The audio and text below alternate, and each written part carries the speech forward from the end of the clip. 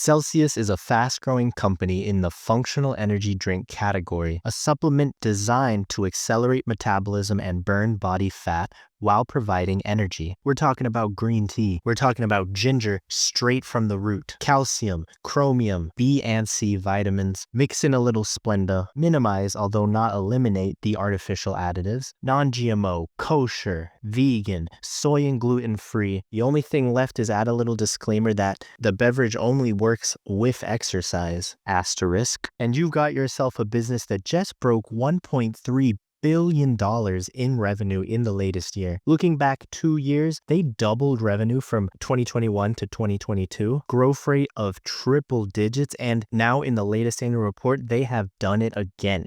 This is the definition of growth. For those of you that like earnings per share figures, the EPS is swinging in growth company fashion quite bigly from 2 cents to negative 88 cents, now to 79 cents in the latest year. And there is some modest dilution happening, but nothing too concerning yet. And this is when I want to give props to Celsius Holdings again. A young company. Many young companies get way too complicated in their accounting. They try to do too much too soon, but not Celsius Holdings. Revenue, cost of revenue, selling general and administrative. 3 rows make up the entire accounting structure of this young business, and that is exactly how I like it. You don't need to complicate it more. So I'm glad to say we're going to be able to look at all of it. There's 2 ways the company breaks up revenue for strategic purposes. Here is the first way. This video is intended for educational purposes. Opinions made by me or the Sage Seeds AI are not investment advice. 59.4% of all revenue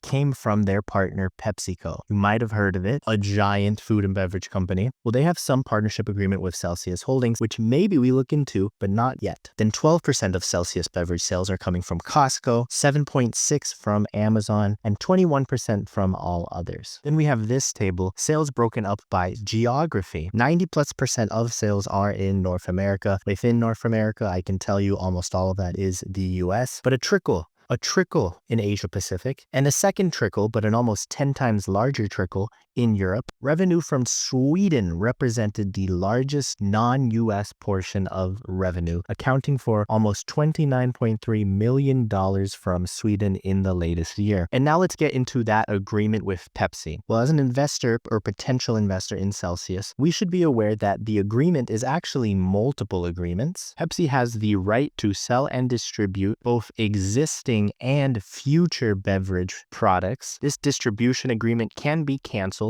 either by Pepsi or by Celsius without cause anytime after the 19th year of the term. Then they clarify that the 19th year would be 2041. Once the 19th year is closed, the window shuts and the agreement is not cancelable until the 29th year of the term, aka 2051, then 2061, 2071. Every 10 years afterwards, either company can choose to dissolve this distribution agreement, but not in between these windows. In addition, this master service agreement provides Pepsi with first offer rights. This is when Celsius has to notify Pepsi and wait until Pepsi either says yes or no whenever they manufacture, distribute, or sell in an additional country that isn't already part of the agreement, or distribute or sell any new products or future distribution channels. Now, to simplify that, unless Celsius gets really, really creative, this master service agreement means that Celsius cannot sell a single product now or in the future, or sell in a single territory now or in the future, without getting explicit written permission from Pepsi first.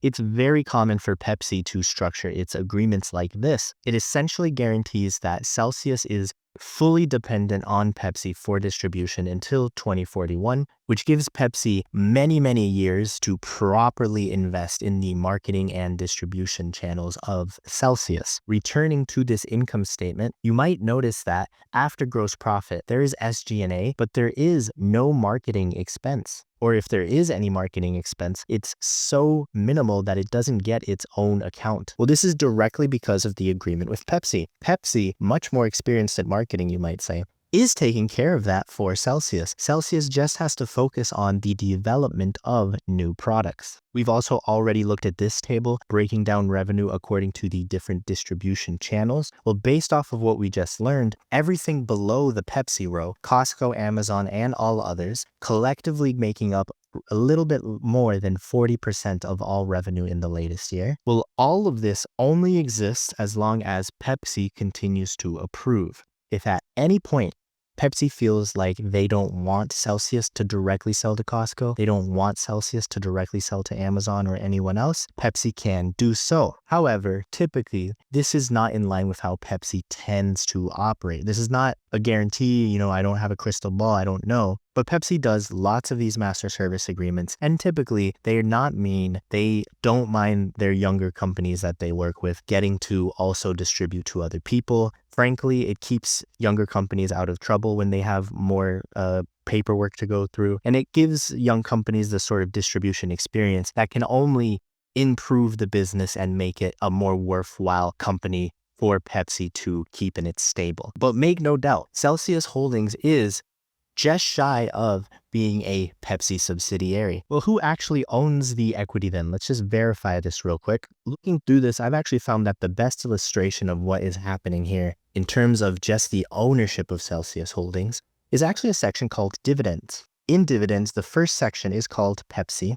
1.466666, oh, well, maybe I shouldn't say that. 1.4 plus billion Series A preferred stock was issued to Pepsi. As long as Pepsi still is the holder of this Series A preferred stock, which it looks like they're the exclusive holder of it, by the way, they're going to be receiving coupons directly from Celsius. In the latest years, this coupons amounted to 27.5 million. Or $18.72 per share of that 1.4 billion. Oh, excuse me, I'm saying billion. No, there's 1.4 million shares. My bad. With the exception of these dividends to Pepsi, Celsius does not pay cash dividends to any other shareholders. But it does not stop there. Mezzanine classification.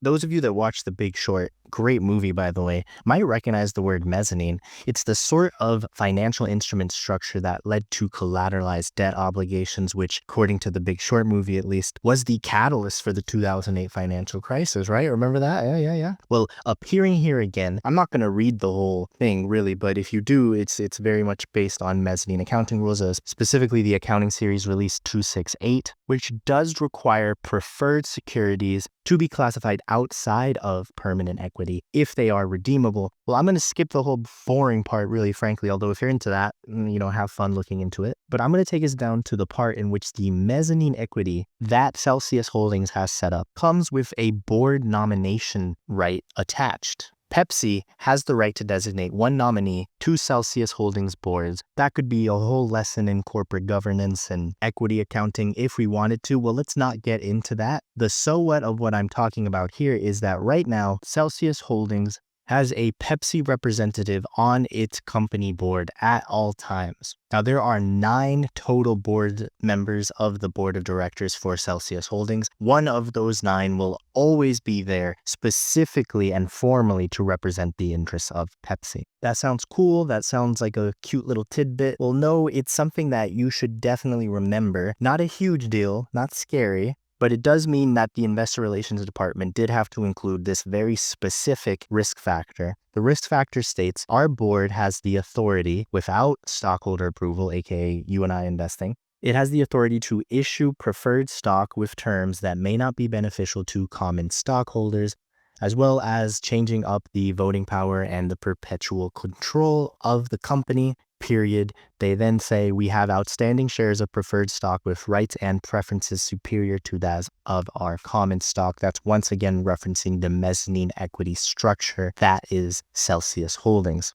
Okay, we got that out of the way. We've talked about it. No one can say we didn't talk about that while deep diving into Celsius Holdings. But it's really not the biggest deal. I mean, this is the sort of thing that almost anyone who has a master service agreement with Pepsi has had to do in the past. Some of the big names that are coming to mind is that I almost guarantee you Gatorade had a similar agreement in the 80s and 90s. I know Sabra had this sort of agreement. They're mainly a hummus brand, and Sabra has been doing this throughout the 2010s with Pepsi more recently. And then in between those decades, during the 2000s, if my memory is serving me right, I think both Taco Bell and Pizza Hut started having master service agreements with Pepsi. I believe Taco Bell to this day still has multiple Pepsi branded products in their menu, things like the Doritos type of tacos that they sell. All of that also has these similar sorts of master service agreement. And it works well when it works. Celsius Holdings telling investors that for their part, they are continuously engaged in strengthening their relationship with Pepsi, ensuring alignment in business strategy and operational goals. Celsius actively monitors and manages the accounts receivable associated with Pepsi. Additionally, Celsius does explore diversification strategies in order to reduce their reliance on Pepsi. This includes seeking opportunities to expand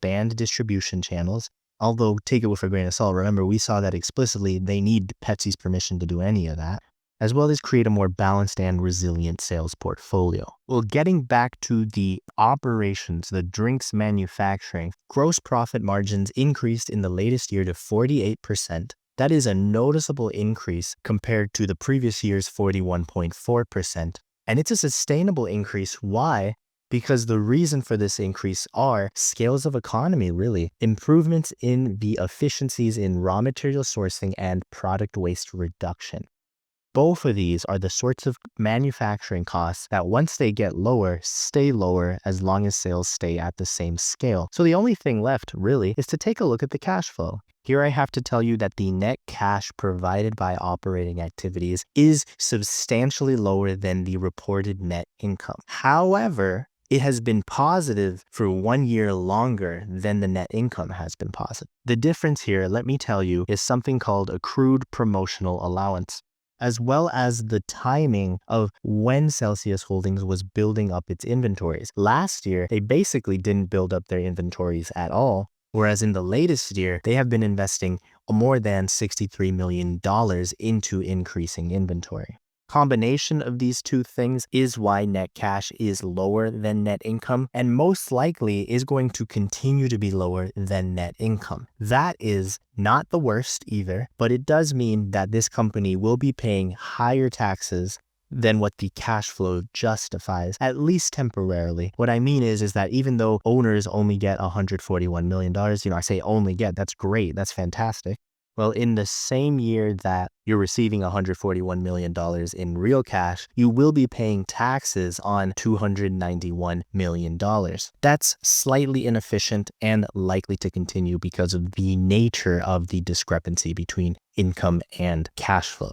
But no big deal. If it makes you sweat a little bit to pay higher taxes, well, you can replenish your electrolytes with some Celsius branded fitness drink. Otherwise, the story here is straightforward. If revenue stays this high or continues to grow, anything like it has been growing, well, then this is a growth company, full stop. Is it the perfect situation? Not quite. This is very much a Pepsi stable company, and no matter what you do, your investment will be subservient to the interests of the Pepsi stake. Celsius Holdings will always be making more money for Pepsi than it will to the rest of its shareholders. However, as long as it's making lots and lots of money, I don't think any shareholder will mind. I'll be keeping an eye out for a great price for this company.